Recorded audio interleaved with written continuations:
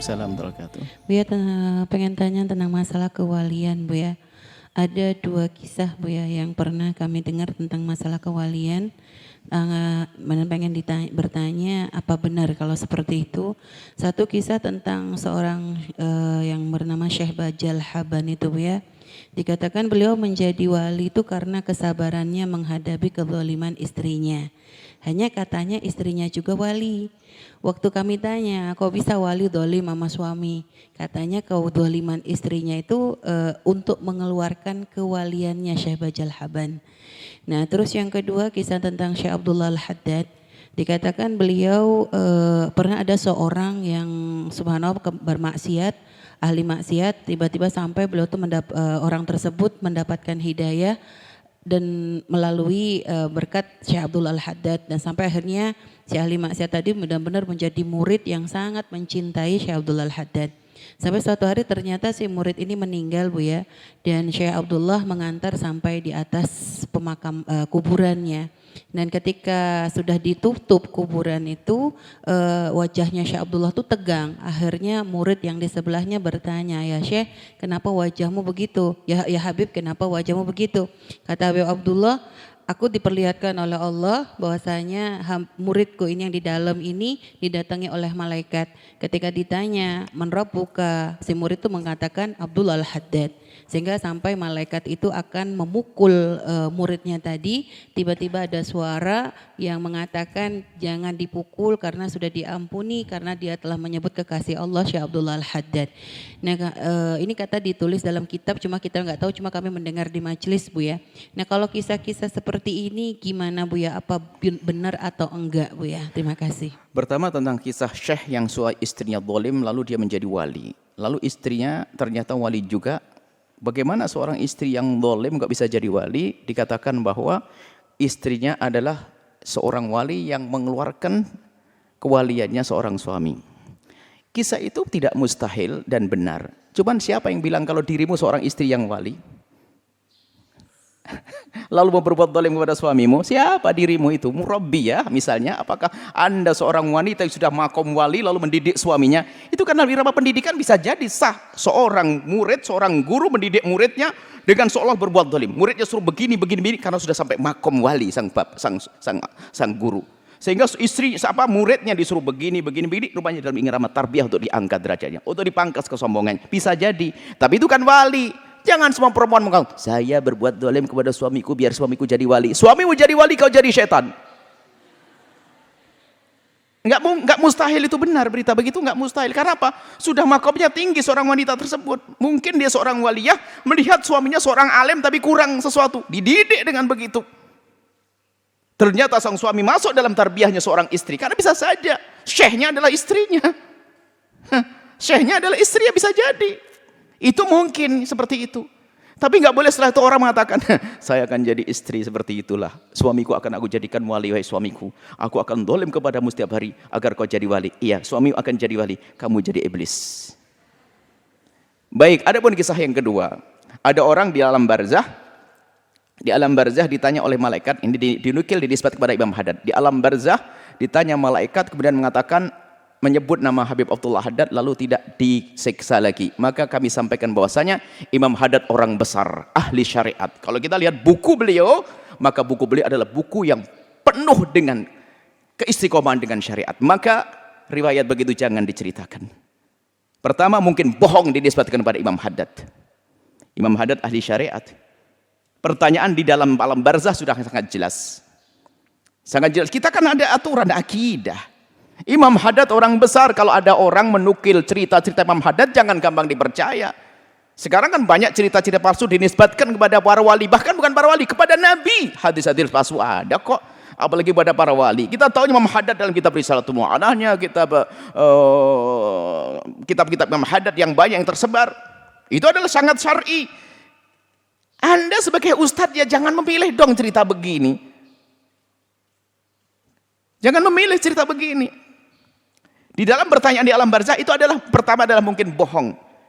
Bukan dinukil dari Imam Haddad. Mungkin ada penulis-penulis pecintanya atau mendengar suara-suara berita lalu kemudian ditulis. Nah, kita ini sebagai orang yang belajar ada akidah, punya pegangan dong. Pertanyaan jelas, man rabbuk? Allahu rabbi. Enggak boleh man rabbuk punya Imam Haddad. Ya haram, enggak ada pertanyaan. Jawaban apa ini? Enggak ada, tidak mungkin. Jadi itu pertama adalah mungkin nisbat yang salah, bukan disampaikan kepada Imam Haddad. Kami lihat karena Imam Haddad kita tahu beliau adalah sangat syar'i. Bahkan waktu beliau menulis buku-bukunya sangat syar'i. Bahkan beliau mewanti-wanti agar kita tidak membaca buku-buku yang aneh-aneh. Seperti karangannya Syekh Abdul Qarib Al-Jilani dilarang oleh Imam Haddad. Beliau sangat syar'i. Maka berita semacam itu adalah bohong. Tidak, jangan dinisbat kepada orang besar seperti Imam Haddad. Tapi kan ditulis dalam sejarah Imam. Yang menulis sejarah itu siapa? Yang menulis sejarah itu ngambil dari siapa? Apakah Imam Haddad menulis sendiri dalam tulisannya? Selagi sesuatu tidak ditulis sendiri, kemudian sudah. Jadi begini, jika ada sebuah buku yang dinisbatkan kepada seorang yang sudah masyhur dengan ilmu dan waroknya, kemudian ada sesuatu yang melanggar, jangan menisbatkan kesalahan kepada pengarang tersebut. Kan kita punya aturan tentang kebatilan, tentang aturan tentang akidah. Pertama adalah mungkin yang menasakh orang yang lain salah atau ada disusupkan. Selesai. Jadi jangan sampai menukil yang demikian ini. Jadi sudah jelas pertanyaan dalam di alam barzah itu seperti apa. Karena hadis Nabi SAW berubah nanti. Termasuk yang disebutkan kepada ahli nahwu Imam Sibawayh. Kita kan punya aturan pemahaman dalam akidah ini. Ini ada aturan akidah. Jadi itu adalah tidak perlu dihadirkan Imam Haddad orang besar. Jangan sampai nanti muncul prasangka buruk dengan Imam Haddad. Itu mungkin adalah berita bohong, tidak dibenarkan dinisbatkan kepada Imam Haddad. Karena nggak mungkin. Imam Haddad ahli syariah, ngerti nggak mungkin. Mungkin penulis-penulisnya. Mungkin penyambung lidahnya. Kan ada tambahan-tambahan kadang-kadang. Atau cinta berlebihan lalu membuat cerita palsu. Nabi saja ada yang mendustakan atas nama Nabi. Imam Abdul Wahab Sya'rani bukunya ada yang dipalsukan. Bahkan banyak rusaknya matbu' bil adba'. Matbu' seorang wali, orang besar kadang rusak gara-gara pengikut yang berlebihan. Membuat cerita-cerita palsu yang tidak pernah terjadi, termasuk bab karamah, aneh-aneh. Kalau kita ingin menukil keramatnya para wali itu, seperti keramat Imam Haddad itu jangan yang aneh-aneh. Imam Haddad nulis buku ngamalkan ibu. Sholatnya itu loh karamahnya berapa Imam Haddad sholatnya setiap malam. Ibadahnya itu loh karamah-karamahnya. Sekarang kita keramah senang mencerita keramatnya para wali bisa terbang di awang-awang. Sekarang banyak orang terbang pakai pesawat. Kita perlu karamah-karamah yang bisa ditiru. Ada ibrah, ada pelajaran. Apalagi ada kemungkinan dusta, maka jangan sampai dinisbatkan kepada orang-orang besar seperti Imam Haddad rahimahullah ta'ala. Khususnya Anda para ustadz, pilah dan pilih apa yang harus Anda sampaikan. Jangan sampai ini orang awam saja istishkal kok ustadznya nggak merasa istishkal. Orang awam saja ada ganjal kok dengan hal demikian, bagaimana Anda seorang ustadz tidak ganjal permasalahan ini? Kan aneh. Kan begitu, karena apa? Pertanyaan jelas. Allahu Rabbi, Muhammad Nabi, dan seterusnya. Itu adalah pertanyaan malaikat mungkar dan nakir di alam barzah. Semoga Allah menjaga lisan kita. Kalaupun itu bagaimana? Oh ini benar nisbatnya kepada Imam Haddad.